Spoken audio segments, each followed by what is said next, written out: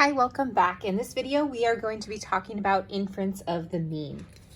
So the first thing we want to talk about with inference of the mean is what our parameter of interest is. So when we are interested in understanding things about the mean, we are interested in what is happening with the population mean. The data we are going to collect is going to be a sample of X's. So that means if I'm interested in understanding the mean weight of men, I would take a sample of men's individual weights to understand this. We are going to start out with a confidence interval.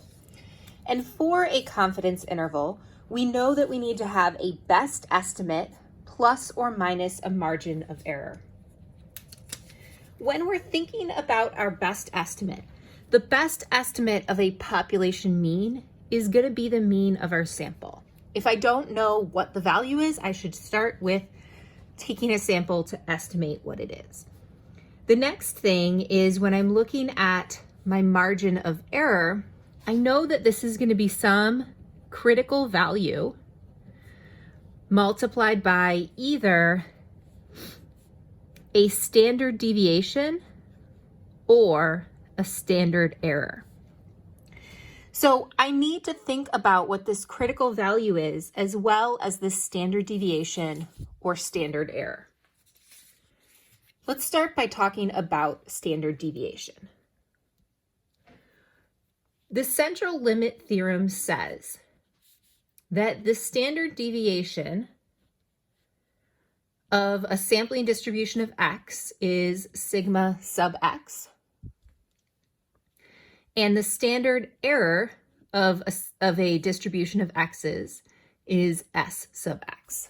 So starting with these definitions, we know that the standard deviation of a population of X's, so the true standard deviation of the weights of men is sigma X. The standard deviation of a sampling distribution is going to be the standard deviation of that population divided by the square root of n.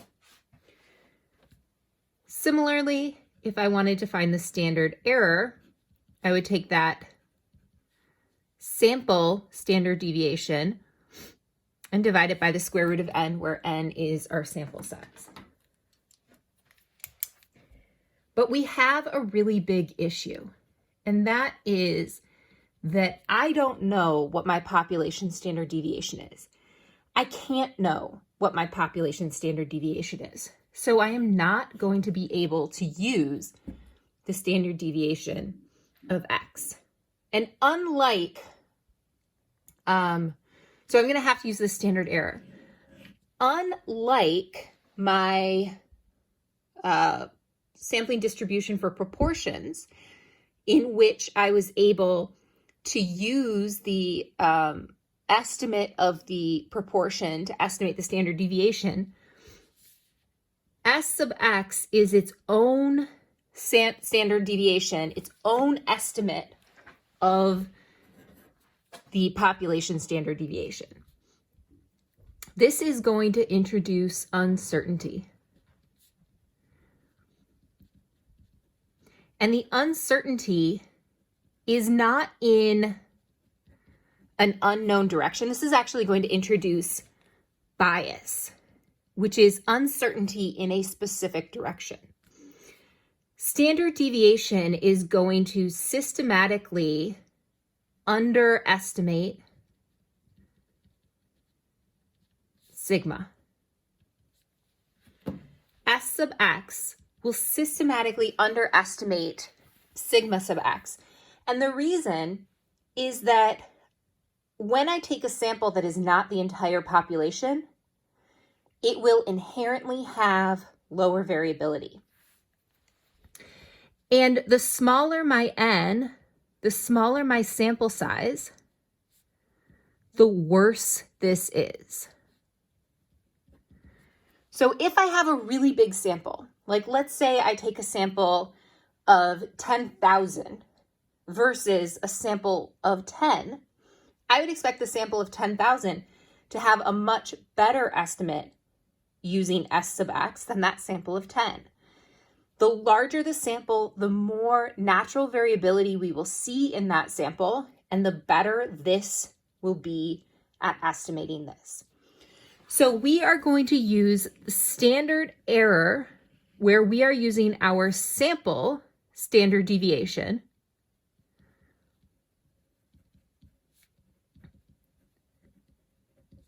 So we are going to use our sample standard deviation divided by the square root of n.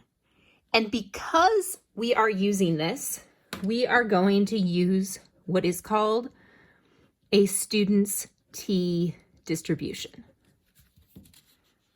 So we are not going to be able to use a normal model for this. We're going to have to use a different model because of this uncertainty and because the uncertainty varies with the size of n. So let's talk about the normal model versus the student's t distribution. So both models are unimodal.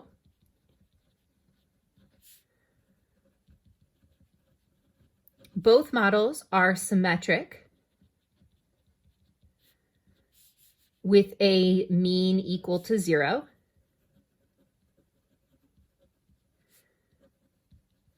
So they are both symmetrical about 0. They're unimodal, so they are both mound-shaped.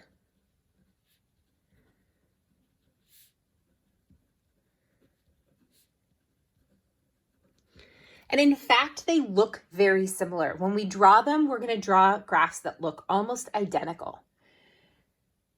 The big difference comes from the fact that the standard deviation of the normal model is 1, and the standard deviation of the student t model is greater than 1. And it is based on our degrees of freedom, which I'll define in just a minute. So our student's t distribution is actually a family of curves, while our normal model is one curve. The family of curves is based on degrees of freedom.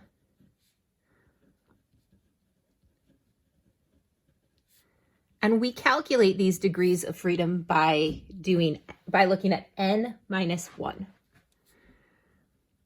As our degrees of freedom approach infinity, or rather as n approaches infinity, because our degrees of freedom are n minus 1, our t distribution is going to approach the z distribution, and our standard deviation is going to approach 1. So what this looks like is if I draw my normal curve, so this is my normal curve, my student's t distribution is going to be a family of curves that looks very similar to that normal curve.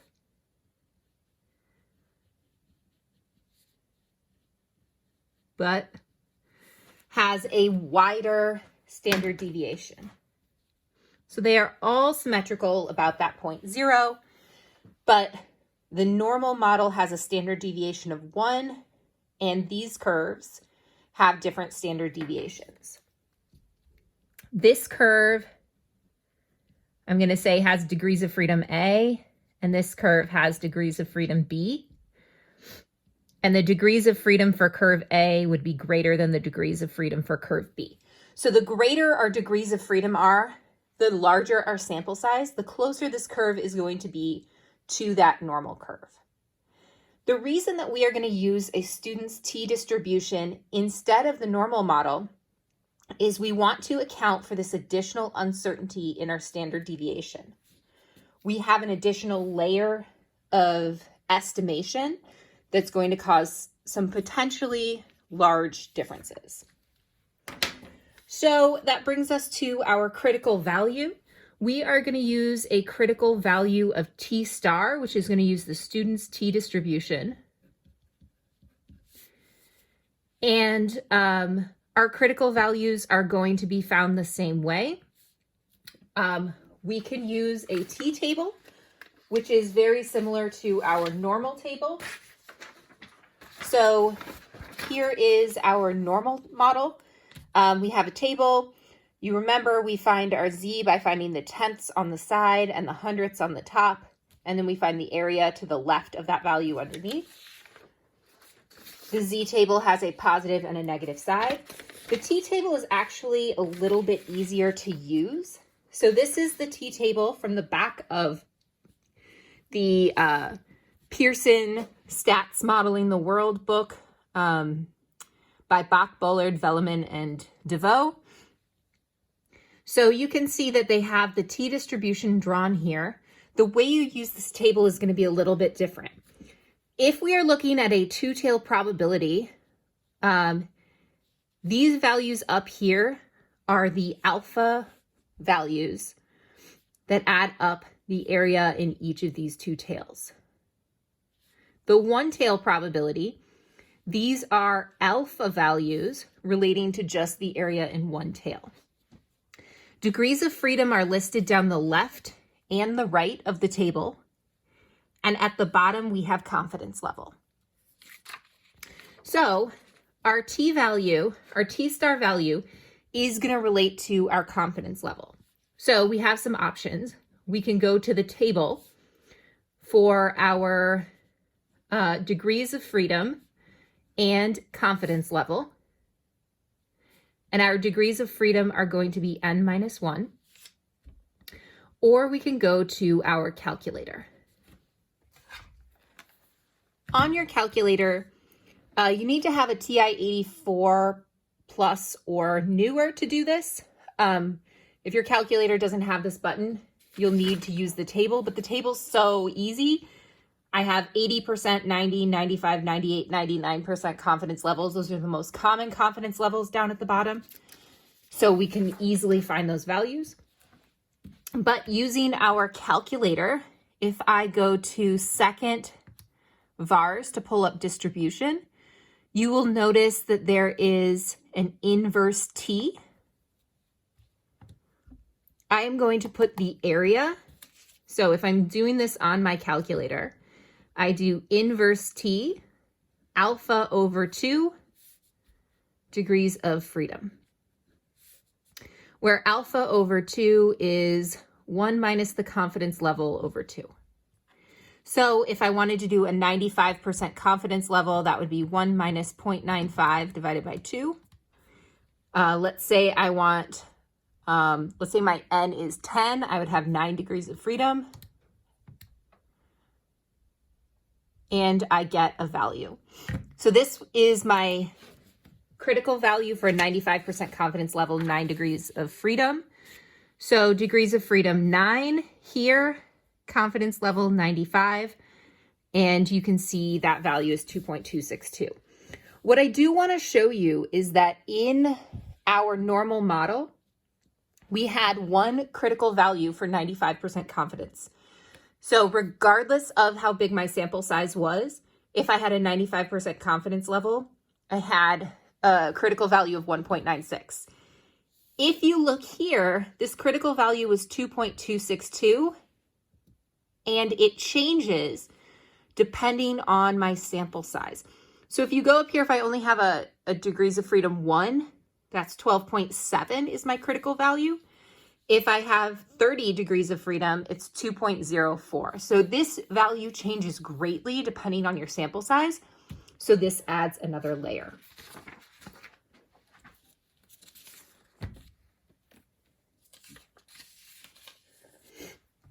The next thing I want to talk about are the assumptions and conditions that we need to check when we are going through these problems. So these aren't very new. These are pretty much as expected from the central limit theorem. So we first want to look at independence. And we are thinking to ourselves, is it reasonable? But we are also thinking in terms of, is it reasonable? Do we have a random sample? And do we meet the 10%? So this is sampling less than 10% of the population. So that is the initial same as before. Our sample size criteria, when we're looking at the central limit theorem, is we either need the population to be approximately normal, or n is greater than 30. This is going to be a tricky situation because we're trying to understand the population. We won't always be able to know that the population is normal. So we are going to need to check normality.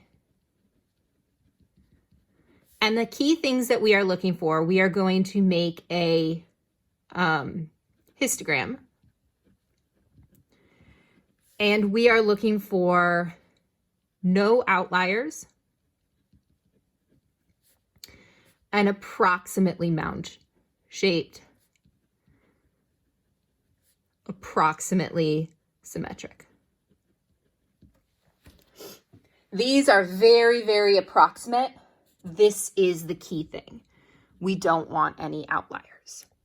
So in the next couple of videos, we will look at how to do a confidence interval, how to set up and what is important for a hypothesis test, and then go through a hypothesis test.